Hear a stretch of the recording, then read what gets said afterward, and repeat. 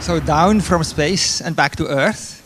Thank you very much for providing such a great example of swarm creativity, because fixing that problem that you showed us, I think that can only happen by working together as a great creative swarm of humans, just like I'm studying swarm of bees, because I get very much inspired by the bees and how they interact to solve, as very humble little creatures, very complex problems. And what I have been studying for the last 15 years is how people interact. And I study that from the global level, where I look how people tweet, Facebook, blog, edit Wikipedia pages, to the organizational level, where we look how people exchange emails, how they talk on mobile phones, how they enter their appointments into calendars, down to face-to-face interaction, where we are using something called sociometric badges, which you put around your neck, just like this little thing here, and it will measure whether we look into each other's eyes. The more we look at each other, the more we trust each other. And the most recent thing is, I call it the happy meter. It measures individual happiness. I'm wearing one. It looks like a Pebble smartwatch. In fact, it is a Pebble smartwatch, but it reads my body signals, so it knows that I'm a bit nervous right now, that I'm quite happy, that I'm excited, because heart rate, energy level, speech, light, and weather forecast. And of course the location, with whom I am I with friends, or am I at the new territory?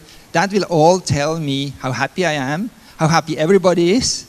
And we have some people here wearing the watches, so after my talk I will know whether you think it was bullshit or whether you like what I have been saying. But the point is that all of those patterns, what they allow us, instead of how people used to predict the future in the past, which is either killing a chicken and looking at intestines, if they don't tell you what you want to hear, you read the stars.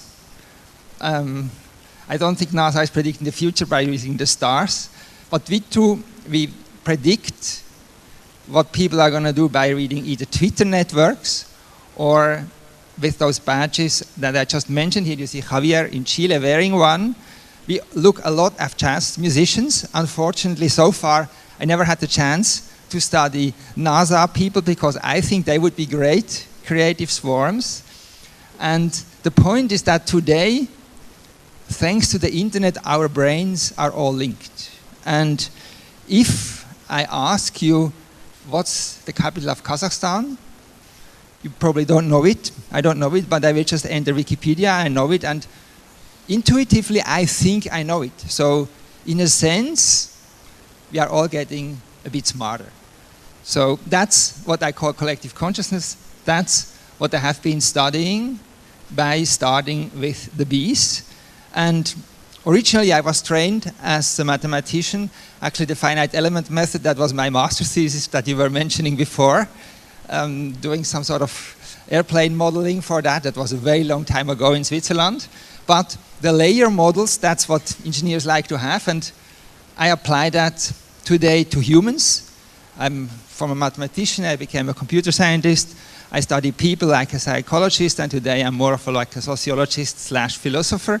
But we have this layer model, which starts with what I call social quantum physics, where we are looking how not little particles, but humans are becoming entangled, how they interact in what I call collaborative innovation networks, how they communicate through what I call honest signals of collaboration. One of them is how long I look into somebody's eyes. The longer I look at you, the more I trust you. And then it has a very strong ethical component, because you can also be an ISIS person and you apply the same signals. That's not what I'm very much interested in.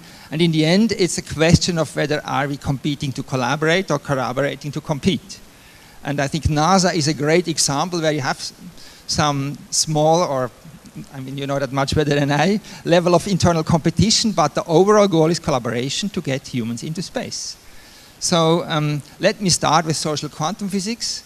Two aspects. One is entanglement. And what do I mean by that? If Sunday morning at 10 in Cambridge, my phone rings, I know it's my mother from Switzerland, because she always calls me Sunday morning at 10. Because we have been entangled since birth. Why? Because we have empathy. We know what's going on in each other's brain. And if you want an entangled organization, what you need is empathy inside. And in order to get there, there comes the second principle of social quantum physics, which is like Heisenberg uncertainty. It basically means if you measure a system and you tell what you measure, people are going to change their behavior. Just like with Heisenberg. And that's what I'm going to tell you. What sort of communication pattern is good for creativity, and hopefully when you walk out the room, you have been a bit entangled, A, and B, just like in Heisenberg, you have changed your behavior somewhat, because I'm telling you what is good patterns of creativity and collaboration. How do I describe entanglement here? I have a great example. This is a teacher in an American school, and he's totally entangled with his kids, because that's the greetings. And he learns the greeting for each student by heart. And so him and his students, they have perfect entanglement.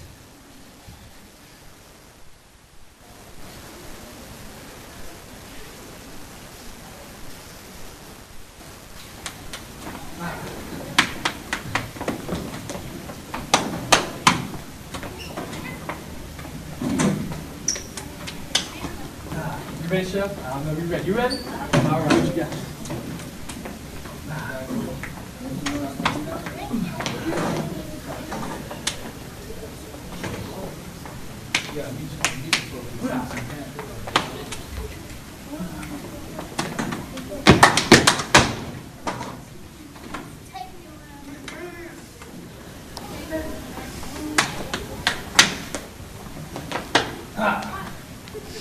So what this tells you, entanglement is not easy.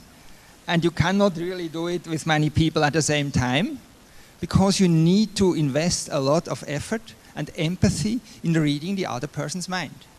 And one of the devices for reading other people's mind, this little smartwatch here, it's a Pebble smartwatch, it's a happy meter, and it's just some software, and we can entangle people through that, because we will know how happy I have been where, and if I know I have been with George Samka and he makes me happy, then I will look out for him more, and in the end I might even get entangled, and you get your own personal global network. So whoever is wearing a watch right now, we have a small umbilical cord, and afterwards we'll do a short workshop, I think right after lunch, where the ones that are wearing the watch, you can look at each other, and we will see how much entangled we will be.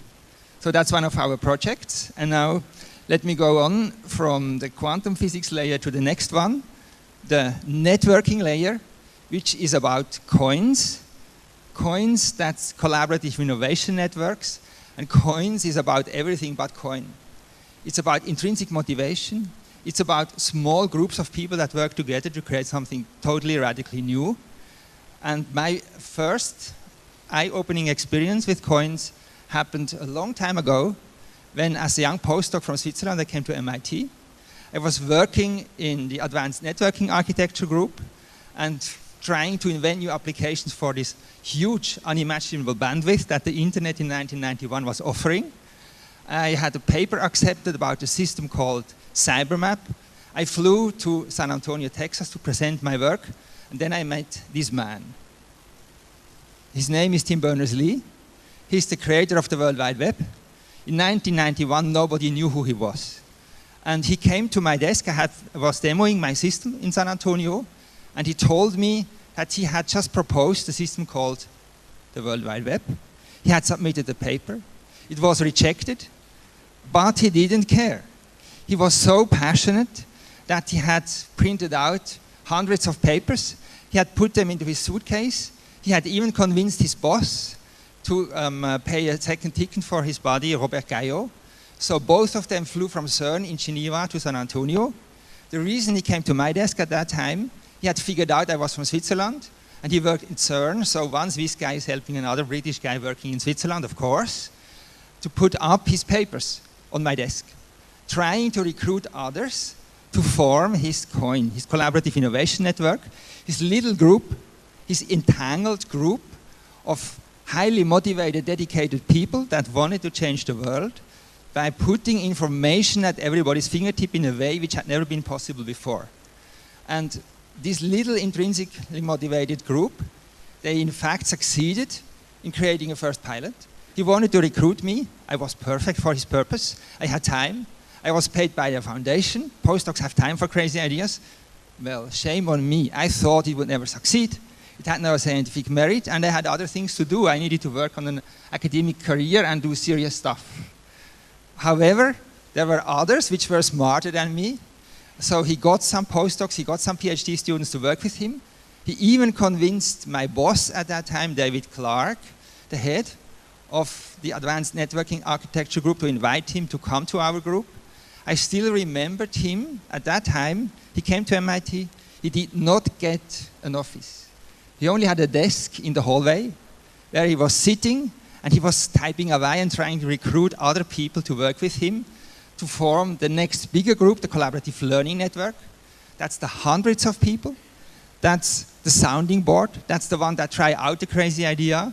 In Tim's case, he convinced the boss of my boss, Michael Dertouzos, who at that time was the director of the Lab for Computer Science, to start the World Wide Web Consortium, which means getting industry sponsors to pay for open source development of the web.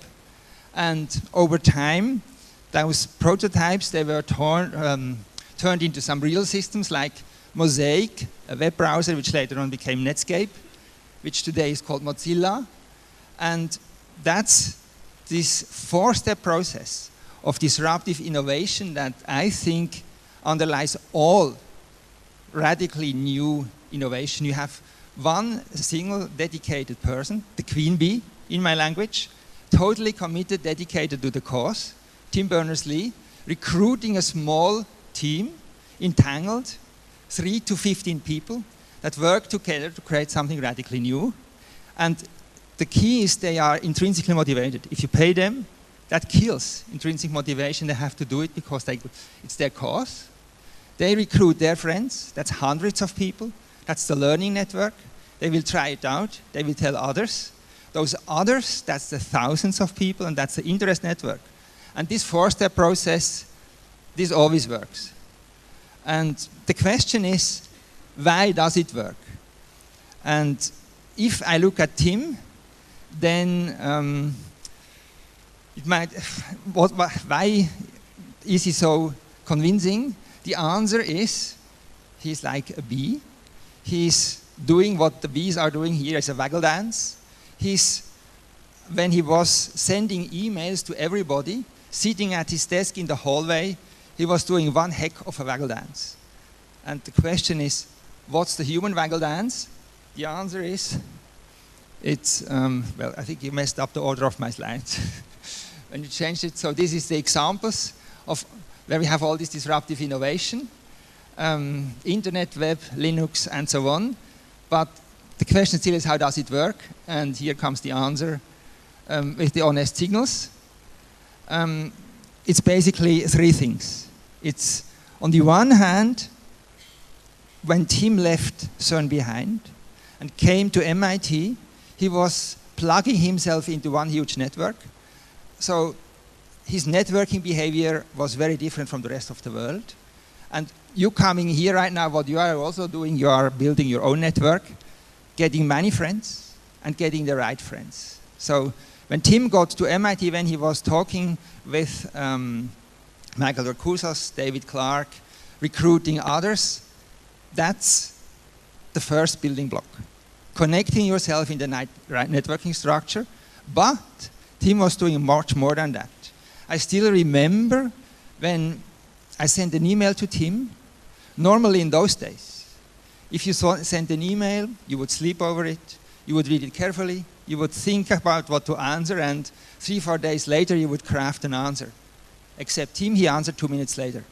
So speed of response, that's for me a proxy of passion, and how quickly everybody else responds to me, that's a proxy for respect. If Peter sends an email to Bill Gates, who cares? Everybody can send an email to Bill Gates. Bill Gates answers my email 3 minutes later. I'm not Peter.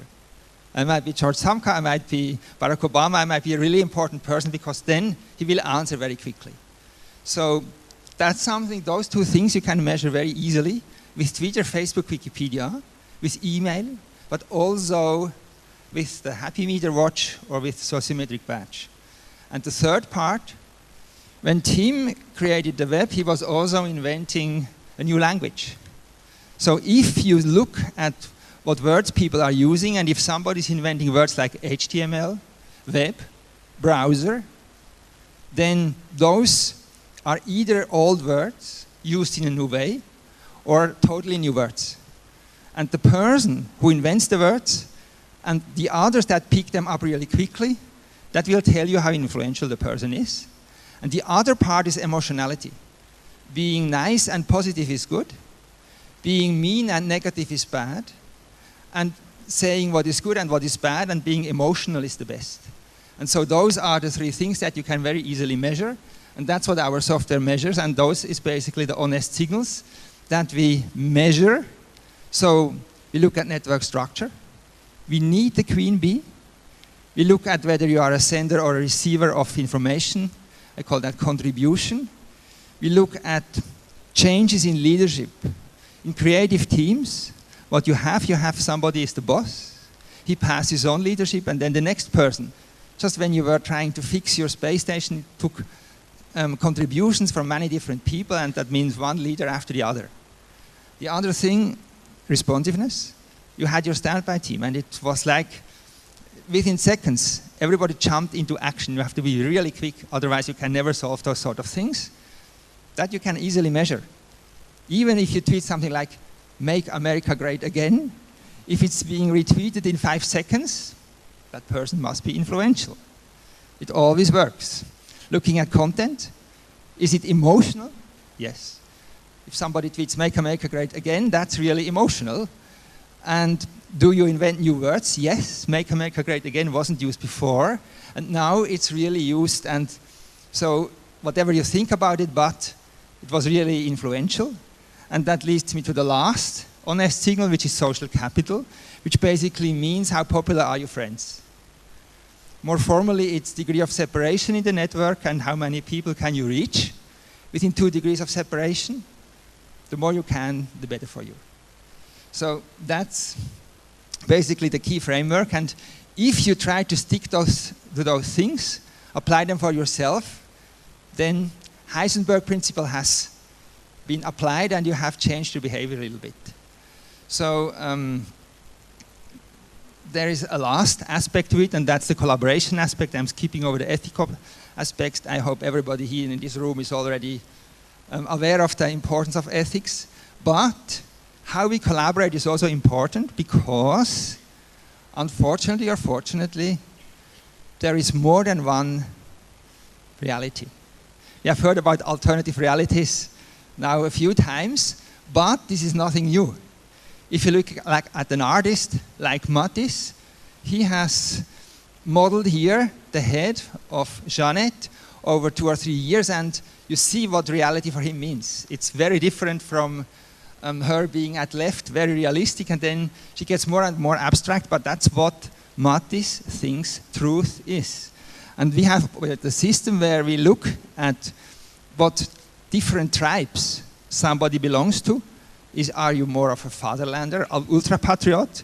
Are you more of a nerd, like Bill Gates? Or are you, I think many people in here would call themselves tree huggers, more on the green side? So that's one dimension, but there is more. You can also, on the ideological side, believe that that's what transhumanism means.